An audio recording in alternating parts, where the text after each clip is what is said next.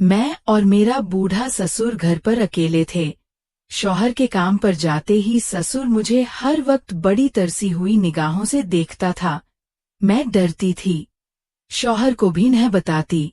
एक दिन कमरे में गई तो उसने जबरदस्ती कपड़ा उठाकर मेरी शादी को भी बमुश्किल 7 दिन ही गुजरे थे कि मेरे ससुर ने बुलंद आवाज में मुझे पुकारा।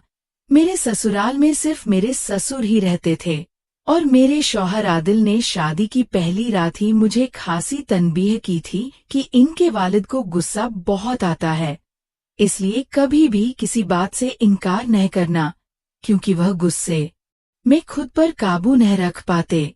और मैंने भी उसी दिन से यही देख रखा था कि जैसे ही मेरे ससुर की आवाज आती, आदिल का रंग उड़ जाता, उनकी हिम्मत हार जाती और वह फौरन कमरे से बाहर निकल जाते। अपने शौहर की यह हालत देखकर मेरे दिल में भी ससुर का खासा खौफ बैठ गया था। वो वाकई हर वक्त ही गुस्से में नजर आते थे। अभी हमारी शादी को 7 दिन ही हुए थे और 8वां दिन शुरू ही हुआ था कि सुबह सुबह ही आदिल ने मुझे खुशी खुशी कहा कि आज हम बाहर घूमने चलते हैं। उनकी ये बात सुनकर मैं बहुत खुश हुई थी कि उसी लम्हे ही मेरे ससुर ने आदिल को बुलंद आवाज दी और वह फौरन कमरे से बाहर चले गए। कुछ ही देर बाद मुझे बाहर से उनके चिल्लाने की आवाजें सुनाई दी। ससुर मेरे शौहर आदिल पर बरस रहे थे कि 7 दिन शादी के हंगामों में गुजार कर तुम्हें ये एहसास भी नहीं रहा कि फैक्ट्री में तुम्हारे न होने से कितना नुकसान हो सकता है, और मजीद तुम आज भी छुट्टी करके कमरे में बंद हो और अभी फौरन फैक्ट्री पहुंचो और तमाम वर्कर्स के सर पर खड़े हो ताकि वह कोताही नहीं करें। मैंने तुम्हारी शादी इसलिए नहीं की थी कि तुम हर वक्त कमरे में कैद होकर बीवी के साथ बैठे रहो, और अपनी बीवी से भी कहो कि वह भी अब किचन की जिम्मेदारियां संभाले, क्योंकि यहाँ कोई और औरत नहीं रहती जो इसके नाज नखरे उठाएगी। ये बात सुनकर मुझे बहुत गुस्सा आया, क्योंकि अभी तो हमारी शादी को 7 दिन ही हुए थे और इन 7 दिनों में भी ससुर को नाश्ता मैं ही बनाकर देती रही, और इस नाश्ते में भी मेरे ससुर कई बार बिला वजह के नुक्स निकाल चुके थे। मगर आदिल ने पहले ही मुझे बड़ी मोहब्बत से समझा रखा था कि प्लीज तुम अब्बा की बातों का बुरा नहीं मानना। मैं तो पहले ही इस सोच में गुम थी कि आखिर ससुर का मिजाज ऐसा क्यों है, मगर आज का शोर शराबा सुनकर तो मैं मजीद घबरा गई थी।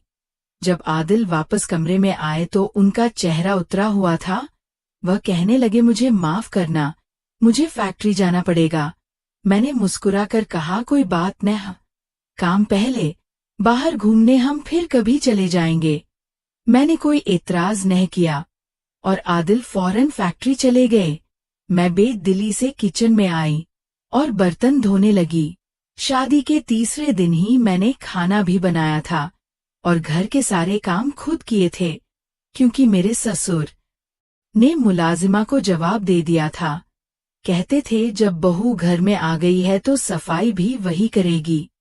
खैर, फिर मैंने पूरे घर की सफाई भी मुकम्मल कर ली और फिर थकी हारी जैसे ही अपने कमरे में आराम करने के लिए जाने लगी तो मेरे ससुर ने मुझे आवाज देकर बुलाया।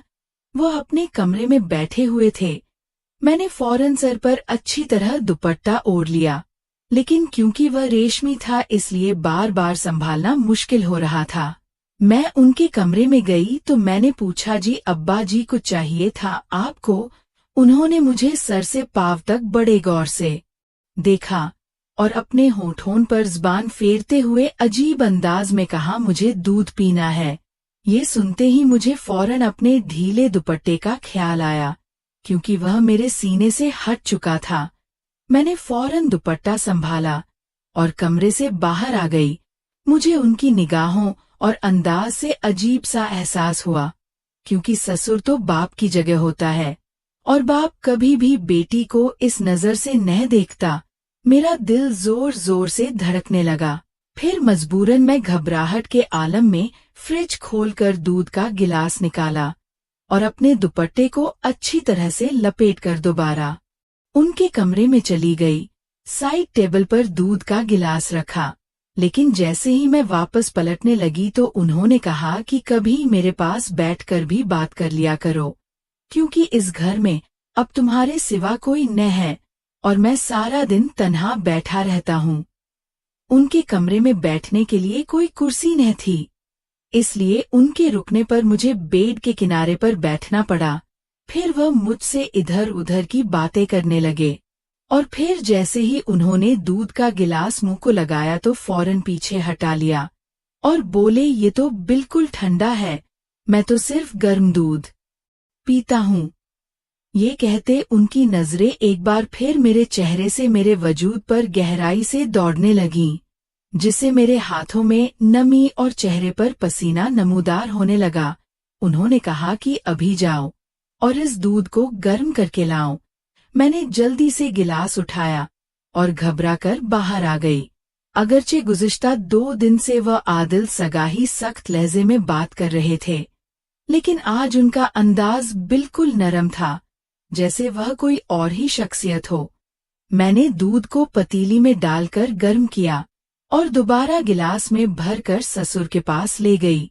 जैसे ही मैंने गिलास उनके सामने बढ़ाया, उन्होंने दूध के साथ मेरा हाथ भी थाम लिया।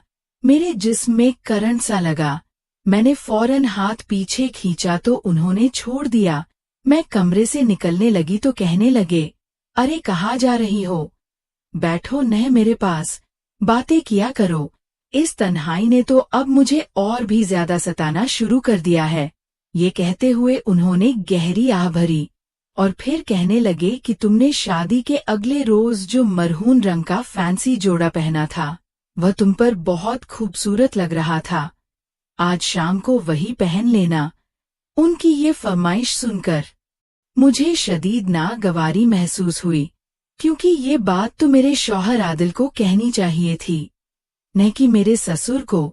अब तो मेरे ससुर ने रोजाना ही ये मामूल बना लिया था कि जैसे ही आदिल फैक्ट्री चला जाता तो वह फौरन मुझे आवाज देकर अपने कमरे में बुला लेते और मेरे वहां पहुंचते ही वह मुझे अजीब निगाहों से देखते, बार बार अपने खुश होठों पर ज़बान फेरते और फिर कहते कि मुझे दूध पीना है, जरा दूध ला दो।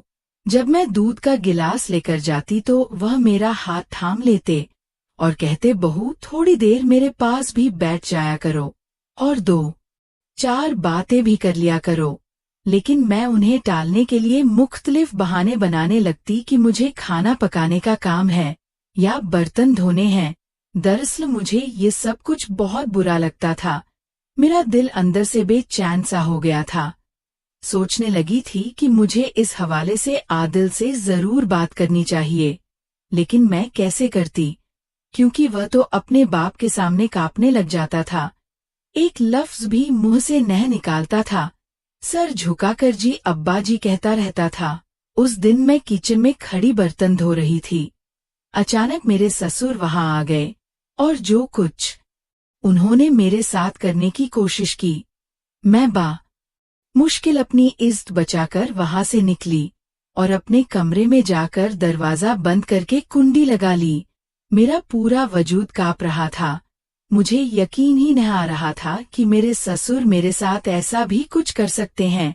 मैं बेड पर बैठकर मेरे आंसू रुकने का नाम ही नहीं ले रहे थे।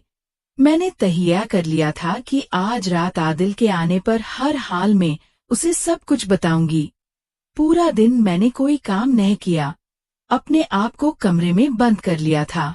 मेरे ससुर बार बार दरवाजा खटखटाते रहे कि भूख लगी है, खाना दे दो, लेकिन मैंने न दरवाजा खोला और न ही कोई जवाब दिया। मेरी जगह अगर कोई और लड़की होती तो वह भी यही सब कुछ करती जो मैंने किया। रात को मेरे कमरे का दरवाजा जोर जोर से पीटा गया। बाहर आदिल खड़ा था। वह गुस्से में कहने लगा, समीना दरवाजा खोलो, ये क्या हरकत है, तुम सुबह से दरवाजा बंद किए बैठी हो। जैसे ही मैंने दरवाजा खोला, दोनों बाप बेटा गुस्से से मुझे घूर रहे थे। आदिल गुस्से से बोला, तुम्हें जरा भी शर्म न आती? मेरा बाप सुबह से भूखा बैठा है, तुमने उसे रोटी तक नहीं दी। अगर उन्हें कुछ हो जाता तो इसका जिम्मेदार कौन होता? मैंने धीमी लहजे में कहा कि मैं उनकी जिम्मेदारी नहीं संभाल सकती। बेहतर है कि आप किसी और का बंदोबस्त सोच लें।